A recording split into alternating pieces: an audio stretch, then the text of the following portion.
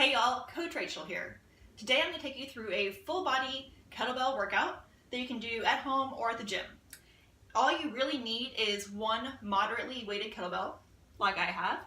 Of course, moderately weighted is mean different things to different people. It's going to depend on the day even, how strong you're feeling that day. For me, it happens to be a 12 kilo or 26 pound kettlebell, mostly because that's what I have on hand and it's available to me. But if you happen to have more kettlebells at home, or if you have a gym that has a variety of kettlebells, then you can honestly mix and match based on the exercises and how you're feeling today. So if you have one, you're good to go. If you have more, great, you have more options. First things first, if you haven't warmed up yet, pause this video, go to my IGTV channel, and find a sample warm-up to get you started. This is going to keep you safe and it's going to keep you effective. So no fighting with me here. Go ahead and pause, warm up, and come back, okay? We're waiting for you. All right, so let's go ahead and get started. I'm going to demo a few reps of each exercise in this video. This video is designed to give you more of the details of how to move safely and well in each exercise. If you want to see more example reps, go to my main feed. There's a post with more reps there you can watch. So let's go ahead and get started. Okay, so the first exercise is a Turkish Get-Up sit-up. If you've never done a Turkish Get-Up sit-up or a Turkish Get-Up before, actually don't use any weight, just do them naked, which trust me, will still give you plenty of work. It's totally fine.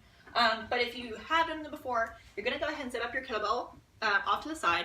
I'm gonna do mine on a diagonal here just for the sake of the camera. And space.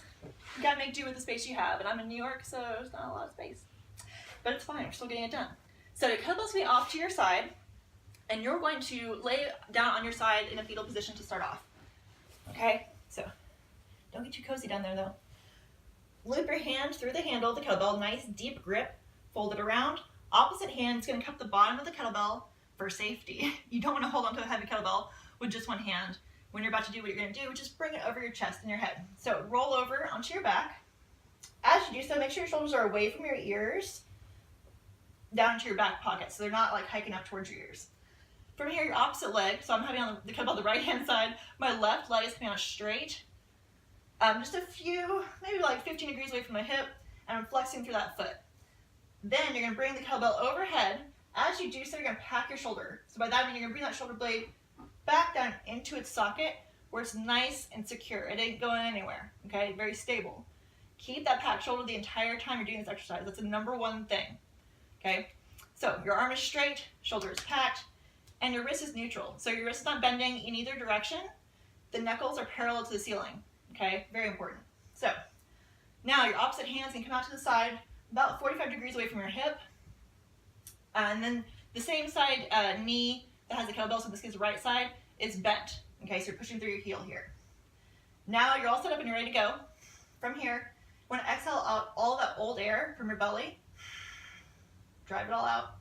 Big belly breath in. Contract your abs, and then you're going to exhale forcefully as you punch your fist straight up to the ceiling.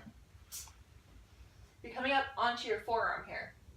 And then carefully, with control, come straight down.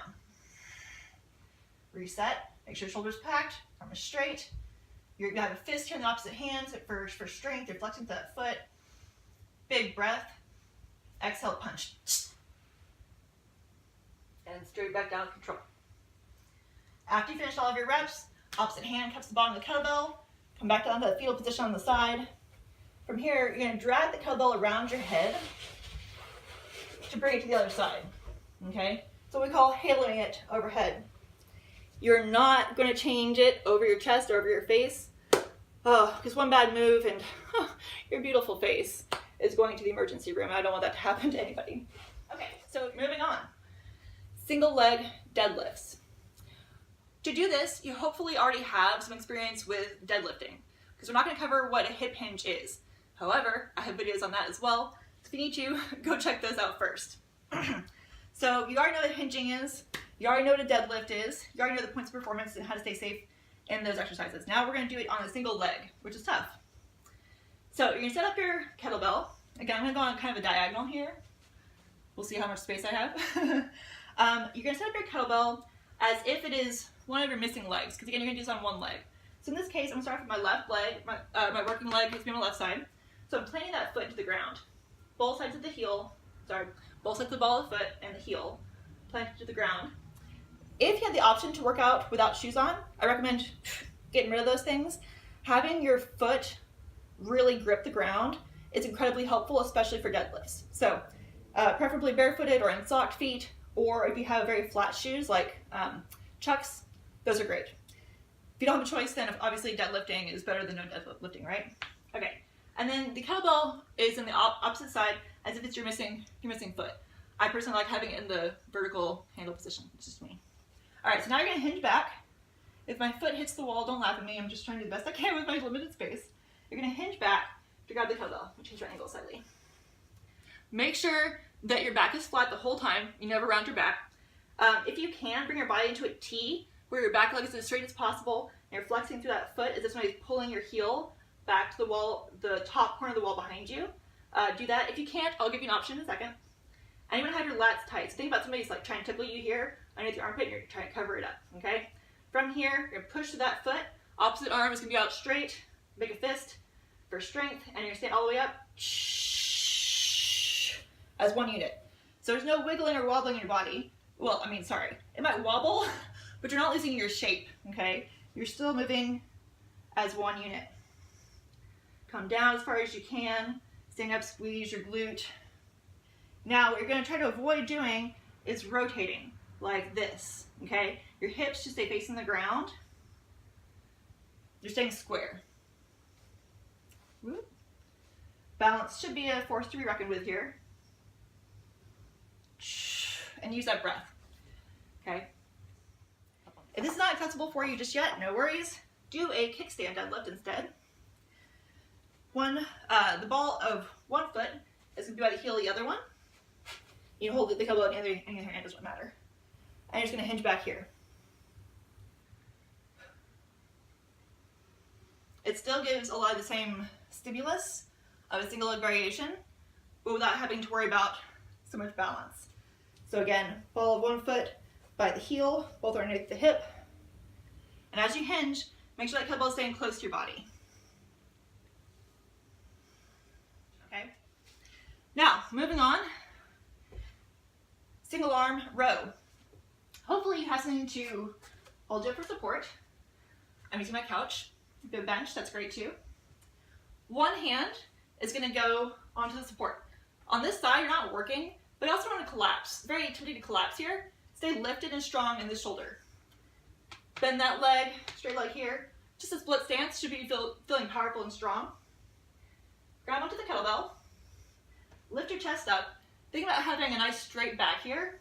So again, no collapsing.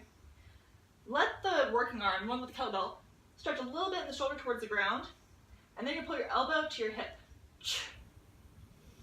Your hand's only a hook, okay? It's not doing the pulling, it's just hanging on there. The elbow pulls the hip. Notice I'm not aggressively pulling my elbow super high up.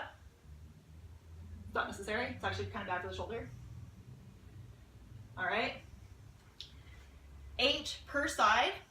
If you want a little bit of extra strength, if you need like a heavier weight that's not available for you, slow it down. So go at tempo. Row it up, hold here for a full second, 1 Mississippi, and then go down for 3 seconds. 1 Mississippi, 2 Mississippi, 3 Mississippi all the way, and then row again. And that should add a little something special to it for you.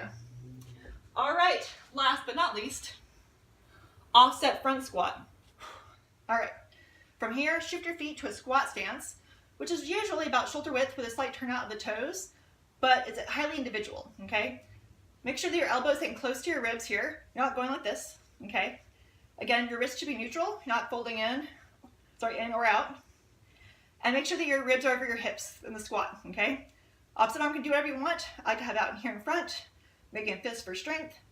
Keep the sides of your torso even, so you're not bending to the side, okay? Stay nice and tall as you squat down. Exhale it out to stand. Big inhale. As you squat, your heels should stay down, your knees should stay over your toes, and your back should stay flat. You can do 4 per side. Switch sides. All right.